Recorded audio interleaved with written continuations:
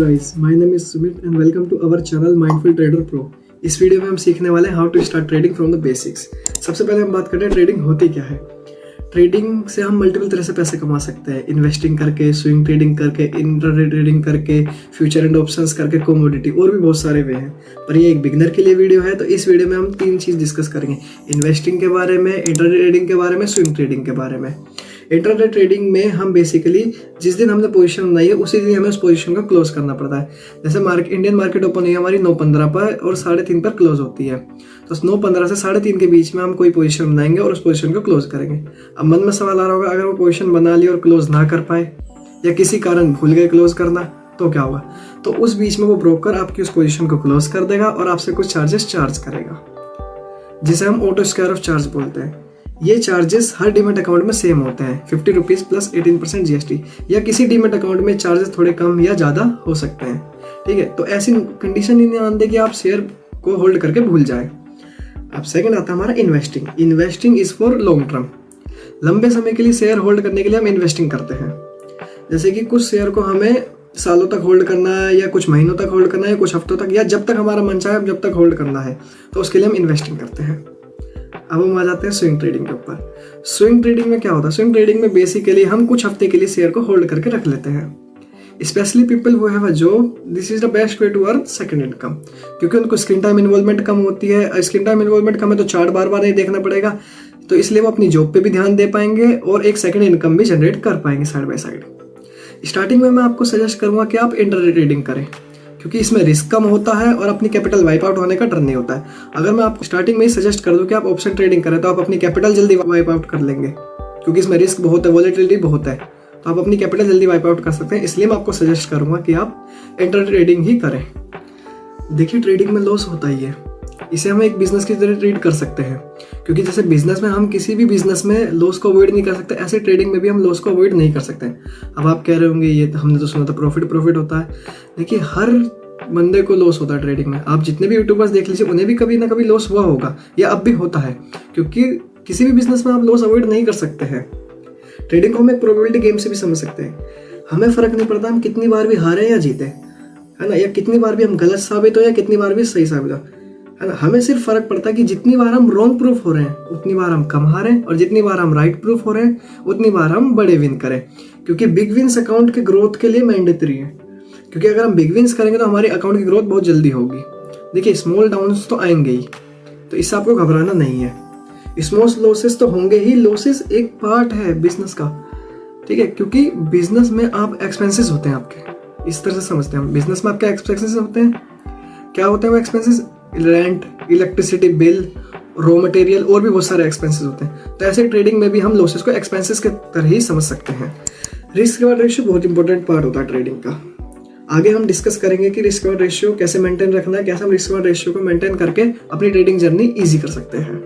हमें एक ट्रेड के रिजल्ट को देखकर कभी सैड नहीं होना चाहिए, क्योंकि एक ट्रेड हमारे परफॉर्मेंस को डिसाइड नहीं करती है, या एक दिन की ट्रेड या एक हफ्ते की ट्रेड भी हमारी परफॉर्मेंस को डिसाइड नहीं करती है। तो परफॉर्मेंस को डिसाइड करने के लिए हम एक मंथ ले लेते हैं, एक मंथ का डाटा कलेक्ट करेंगे, एक मंथ में ट्रेड करेंगे जितनी भी ट्रेड करनी है, और उसकी ओवरऑल परफॉर्मेंस को चेक करेंगे, या फिर उसमें देखेंगे हम क्या सुधार कर सकते हैं। तो इस परफॉर्मेंस को चेक करने में और सुधार करने में आपकी हेल्प करेगा ट्रेडिंग जर्नल, क्योंकि ट्रेडिंग जर्नल से हमें बेसिकली ये पता लग जाएगा कि हमने क्या मिस्टेक करी है और हम कैसे उसे सुधार सकते हैं। अब बहुत से लोगों को ट्रेडिंग जर्नल मेंटेन करना नहीं आता होगा, तो आप मुझे कमेंट्स में बता देना टाइप करके, मैं आपके लिए ट्रेडिंग जर्नल की एक डिटेल वीडियो ले आऊँगा।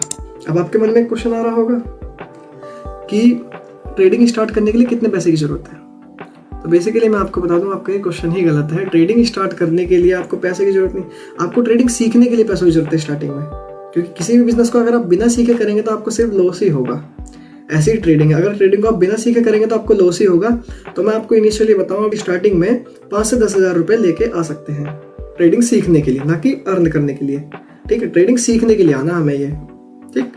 भले ही आपके पास लाखों रुपए या कितने भी रुपए हो, मुझे नहीं पता आपके पास कितने रुपए, पर फिर भी मैं बता रहा हूँ ये 5 हज़ार रुपये ले आना, क्योंकि ये आपके मार्केट में आते ही चले जाएंगे। इतना मैं आपको बता रहा हूँ। आप कुछ मंथ में या कुछ वीक में ही पैसे लॉस कर देंगे इंट्राडे ट्रेडिंग में भी, क्योंकि बेसिकली आपको शुरुआत में नॉलेज तो है नहीं। स्टार्टिंग में आपको जब नॉलेज नहीं है तो मार्केट आपसे ये पैसे ले लेगी, एज अ ट्यूशन फीस के तौर पे मार्केट ही आपसे पैसे ले लेगी और आपको नॉलेज दे देगी बदले में।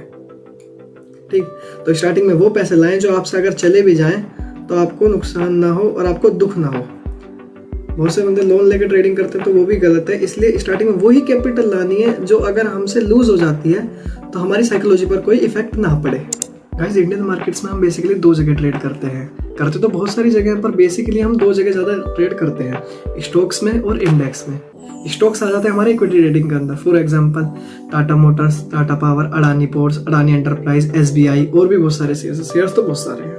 एक इंडेक्स में आ जाते हैं हमारे फ्यूचर एंड ऑप्शंस। इंडेक्स में हम फ्यूचर एंड ऑप्शन ट्रेडिंग करते हैं, जैसे कि बैंक निफ्टी, फिन निफ्टी और भी 2-3 है। ठीक है, इस टाइम बहुत सारे मार्केट में डीमैट अकाउंट अवेलेबल है। ठीक है, कई सारे डीमैट अकाउंट अवेलेबल है इस टाइम मार्केट में। अगर मैं कुछ के नाम बताऊं तो आपको Zerodha, Angel One, Paytm Money, M stocks, Dhan और ग्रो और भी बहुत सारे अवेलेबल हैं। ठीक है, इनमें से कौन सा हमारे लिए बेस्ट है, कौन सा हमारे लिए इजी टू यूज है, जिसका इंटरफेस हम समझ सकें और ट्रेड कर सकें, तो इसके ऊपर मैं एक डिटेल वीडियो बनाने वाला हूं जिसमें मैं आपको बताऊंगा कि कौन सा ब्रोकर हमारे लिए बेस्ट है और कौन सा हम इजी टू यूज करते हैं, और स्पेशली मैं कौन सा यूज करता हूं आपको उस वीडियो में ये भी बताऊंगा। नेक्स्ट स्टेप आता है हमारा एक वॉच लिस्ट क्रिएट करना। तो हम ट्रेडिंग व्यू के प्लेटफॉर्म पे जाएंगे, वहाँ पे हम साइन इन कर लेंगे और एक वॉच लिस्ट क्रिएट करेंगे। निफ्टी 50 के अंदर 50 स्टॉक्स होते हैं, या तो हम उन 50 स्टॉक्स की वॉच लिस्ट क्रिएट कर लें, या फिर अगर हम इतनी एनालाइज नहीं कर सकते हैं तो हम कोई से भी 5 स्टॉक्स की वॉच लिस्ट क्रिएट कर लेंगे।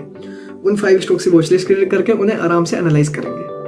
अभी 5 स्टॉक्स अगर मैं सजेस्ट करना चाहूँ तो Tata Motors, Bajaj finance, SBI, Infosys और टाटा पावर। यदि आपको ये मेरे सजेस्ट किए हुए स्टॉक्स अच्छे नहीं लगे तो आप खुद से कोई भी 5 स्टॉक्स चूज कर सकते हैं और उनमें एनालाइज कर सकते हैं। अगर आपको एनालाइज नहीं आती तो मैं बता दूंगा कि एनालाइज भी कैसे करनी है। इस चैनल पर आप बने रहिए, आपको मैं सब बताऊंगा धीरे-धीरे। अभी वॉच लिस्ट तो बना ली है, अब इसे यूटिलाइज कैसे करें, है ना, इन स्टॉक्स को एनालाइज कैसे करें। तो गाइस, ट्रेडिंग होती है हमारी टेक्निकल एनालिसिस के भी ऊपर। टेक्निकल एनालिसिस बहुत बड़ा वर्ड है और इसके अंदर भी बहुत सारी चीज़ें आती हैं, जैसे कि indicator trading, price action trading, trend trading, demand and supply और सपोर्ट एंड रेजिस्टेंस और भी बहुत सारी चीज़ होती है। तो इसके ऊपर मैं एक सीरीज लाने वाला हूँ पूरी टेक्निकल एनालिसिस पे, जिसे आप देखकर अपनी ट्रेडिंग जर्नी को ईजी कर सकते हैं और एक गुड अमाउंट का प्रॉफिट जनरेट कर सकते हैं।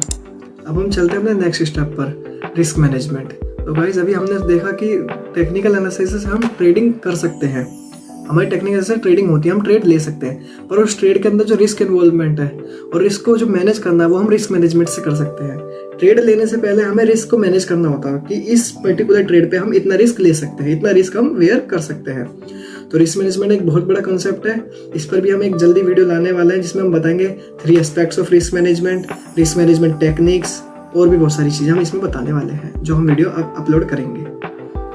इस वीडियो में मैं आपको सिर्फ राइट डायरेक्शन दिखा रहा हूँ कि कैसे आप step by step trading start कर सकते हैं। आगे जो इस चैनल पे वीडियो आने वाली है उसमें मैं उस डायरेक्शन को चलना बताऊँ, कैसे स्टेप बाय स्टेप इस डायरेक्शन पर चल के आप एक गुड अमाउंट का प्रॉफिट जनरेट कर सकते हैं और अपनी ट्रेडिंग जर्नी ईजी कर सकते हैं। ये कुछ इंपॉर्टेंट टॉपिक्स हैं जो मैं आपके साथ शेयर कर रहा हूँ, जिन पर मैं जल्दी ही वीडियो अपलोड करने वाला हूँ। How to open a demat account, how to make and manage a trading journal, how to use trading view, how to buy and sell shares, how to do intraday trading, how to use stop loss and where to put stop loss। ये 6 topics हैं basically जिन पर मैं video बनाने वाला हूँ और साथ ही मैं एक टेक्निकल एनालिसिस पे सीरीज भी लाने वाला हूँ। ठीक है, जिससे आपको ट्रेडिंग जर्नी में बहुत हेल्प मिलेगी। तो गाइस, अब हम इस वीडियो को एंड करने वाले हैं। आप सब कमेंट्स में बताना आपको ये वीडियो कैसी लगी और अपने उन बिगिनर्स दोस्तों को शेयर करना जो ट्रेडिंग स्टार्ट करना चाहते हैं या जिन्हें गाइडेंस चाहिए स्टेप बाय स्टेप कैसे ट्रेडिंग स्टार्ट कर सकते हैं, उन सारे दोस्तों को शेयर करना। आप मेरे वैल्यूएबल कंटेंट मिस ना करें जो चैनल पर आने वाले हैं, इसके लिए आप सब्सक्राइब कर दें और बेल आइकन प्रेस कर दें।